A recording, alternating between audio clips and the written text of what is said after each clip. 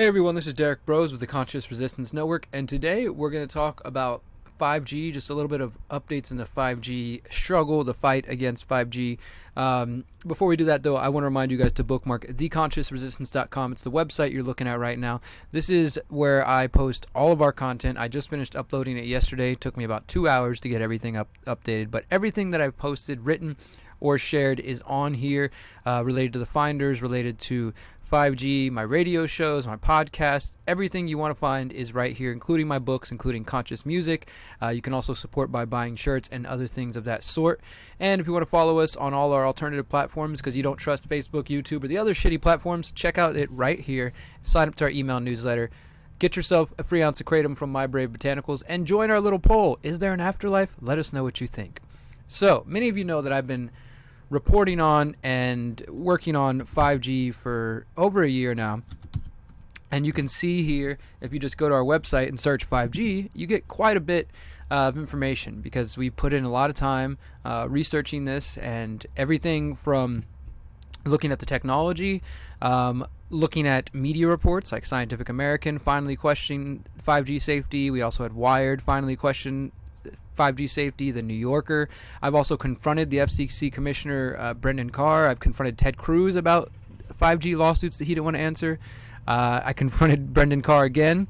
I've done a lot of extensive work here, and all of that has been leading to this, my new documentary that you guys have heard me talk about, the 5G Trojan Horse.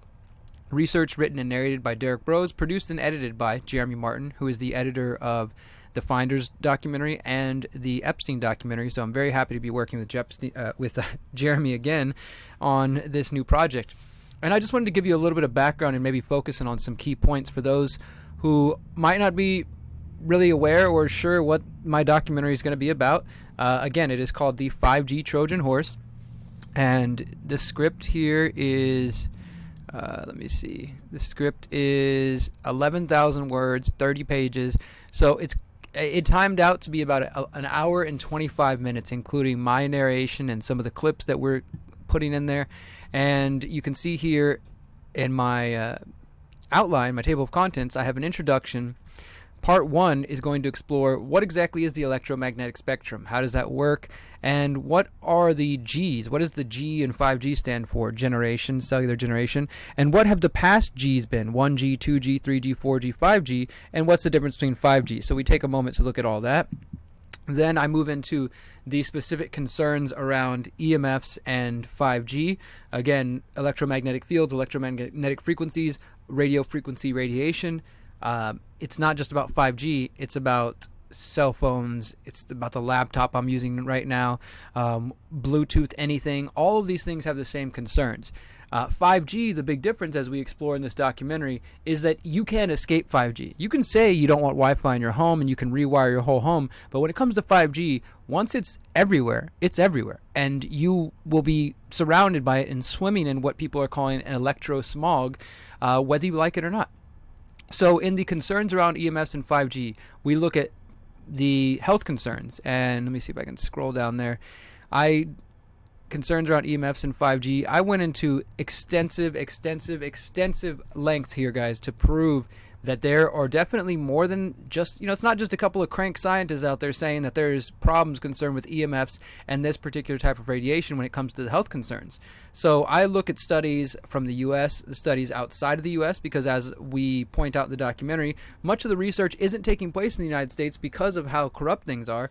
The FCC and the wireless industry aren't funding independent studies. It's just they're funding studies that are going to present a narrative that they want, and we actually talk about that. We give clear examples of that. And this is much like the revolving door that exists between federal agencies, let's say the FDA and Monsanto, right? Well, this is another kind of branch of that, but it's with FCC and the wireless companies. So we go through looking at the health concerns, and much of this, of course, is sourced from some of the work I've already done. So I talk about Dr. Martin Paul, who I interviewed on this channel, and you guys can find him there. We use clips of that interview. We talk about his work. We quote him. We go into just so much. The health is definitely a big chunk of it, I will say, although it's important. We do go into a fat chunk of the health. There are other concerns, but the health, I think, is necessary to spend a good 15, 20 minutes on. So we go into that, and then eventually, this is all health right here, all just dealing with different health concerns and studies. Then we look at smart cities or surveillance city, looking at the privacy aspect, which I think is another big part of it. Not to say that the health doesn't matter, because obviously it does. If you're not healthy and you can't be alive, well, then privacy won't matter. But if, as James Corbett has said, if somehow they could prove that, say, EMFs or 5G was safe, then maybe people's concerns disappear if they're only focused on health. This is why I'm taking a multi-pronged approach. I'm talking about health. We're talking about privacy. We talk about smart cities in South Korea. We talk about smart cities, Quayside in Toronto, Canada, that we've been talking about on this channel for a while, and how Google's sister company Sidewalk Labs is basically trying to turn that into like a surveillance city. I talk about what's going on in China, and the reality is that this is the surveillance state is here, and 5G and the Internet of Things is only going to make it worse. Then we discuss how there's a threat to local political control.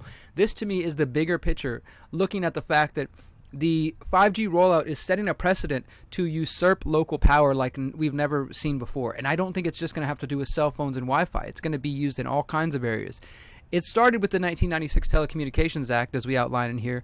But from the very beginning, the act was corrupt, and there was the telecoms were deeply involved, and it's only gotten worse over time. And now with President Donald Trump issuing executive orders to speed up 5G, basically saying he claimed that the cities are greedy and they want too much money from the wireless companies, which is some very anti-market, free market, open, free-to-market behavior. It's the government saying, oh, you can't decide what to charge a private business. We're going to set limits. I mean, how much more status could you get? So it's only gotten worse under the Trump administration, as I say here. Between the FCC rules and the presidential executive order, the U.S. federal government is working with the big wireless lobby to force 5G down the throats of cities and states around the country. Together, in an incestuous corporate-state relationship, they are slowly taking away choice and consent from local bodies. Most worrisome is the thought that the 5G rollout and the subsequent theft of local power might be setting a precedent for a future where cities and towns have no say in what happens in their communities and instead are forced to go along with the agenda of the federal government and their corporate buddies, which is very much what's happening.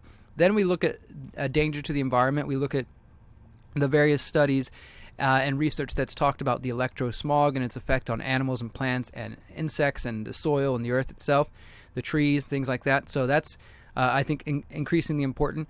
Then we get into Chapter 3, the big wireless 5G takeover. And this is where I really get into the corruption involving the FCC and the history of the Telecommunications Act. We talk about how Harvard released a paper called Captured Agency, how the Federal Communications Commission is dominated by the industries it presumably regulates, which details how the FCC has become a captured agency with big wireless leaders filling the government seats in a revolving door fashion similar to other federal agencies. So we dive deep into that. We show examples of how the wireless industry has pressured scientists and researchers, much like we saw with the tobacco industry. This is the new tobacco. 5G and wireless is the new big tobacco. This is going to be something people look back on and wonder what the fuck we were thinking, and how people could be so stupid. I don't know what that means for digital technology and moving forward. All I do know is that there are definitely legitimate concerns: health, privacy, environmental, loss of local power, corporatism, statism. It's just outright and obvious, and the corruption is so clear, guys. I don't know how else to point it to you. We also look at some of the groups behind the big wireless, including the CTIA, Cellular Telecommunications and Internet Association, which are the ones that have been giving out the 5G Wireless Champion Awards, much like they gave out to the mayor of Houston and other mayors. And then we end it with, of course, my favorite, Chapter 4, talking about solutions. We can't talk about problems without talking about solutions. And so I discussed the solutions, how you can handle this in your own individual life, you and your families, your communities, and also lawsuits. There are definitely lawsuits going on. We're going to be talking more about something called the Irregulators versus FCC that I've been hearing from my buddy Josh Del Sol from Take Back Your Power. Also, he was involved with the 5G Summit, where there are actually lawsuits going on right now attempting to stop 5G, and we'll see how that works out.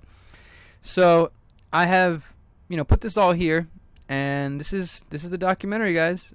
This is what it's at. It's coming out to 30 pages, like I said, about an hour and 25 minutes. I will say I already posted the full audio version without soundtrack, but me reading the script, narrating the script, as well as the audio clips on Patreon. So if you want to be a Patreon supporter, you just go to patreon.com/Derrick Broze, and you can sign up for as little as $1 a month. Everybody who signs up in December will get access to that documentary before the audio version, at least before everybody else. So just something I'm doing for my Patreon supporters, because again, I want to remind you, this documentary, much like the Epstein documentary, much like the Finders documentary, is completely funded by you, the listener, the investor. This is not me e-begging or anything of that sort. This is me asking you, if you support real investigative journalism, to support me, because the funds aren't going to, pay for my yacht or helping me live some lavish lifestyle. The funds are helping me survive on a daily basis so I can continue to dedicate time, energy, and resources to doing deep dive investigations, to producing videos, producing documentaries, and writing books. So please sign up at Patreon if you'd like to support, or I also recommend investing in the 5G Trojan Horse documentary via our fundraiser campaign, which is going on for 25 more days left. We've raised $280, and I'm very thankful for that. I just wanted to give you an overview so people are more familiar with what I'm working on right now, because I don't plan to do as many videos in the next week or two. I'm really trying to pressure myself to. I already finished the 5G documentary, but I'm also working on this tab, How to Opt Out of the Technocratic State, my book that I was telling you guys about, which is lots of stuff going on over here. I'm just trying to stop procrastinating and finish this before the end of the year so I can get it published ASAP, because they both go together. The 5G documentary and how to opt out of all this stuff is important together. So if you want to fund my documentary, if you want to fund my work in general, please do so at Fundraiser or at patreon.com, and you can help me keep making documentaries, including about 5G, and writing books, including How to Opt Out of the Technocratic State. So that's where I'm going to leave it, guys. I have a really exciting interview that I'm going to put out tomorrow, probably. I interviewed Tarek Haddad, who is the Newsweek journalist we've been talking about, who resigned after his story about the OPCW leaks about Syria have been basically wiped. Here he is, Newsweek journalist resigns after censorship. We have that interview. I just talked to him today, and it's a great interview. You're not going to want to miss that. So make sure to subscribe, like, and follow, and I'll see you guys next time. Remember, you are powerful, you are beautiful, and you are free. Peace.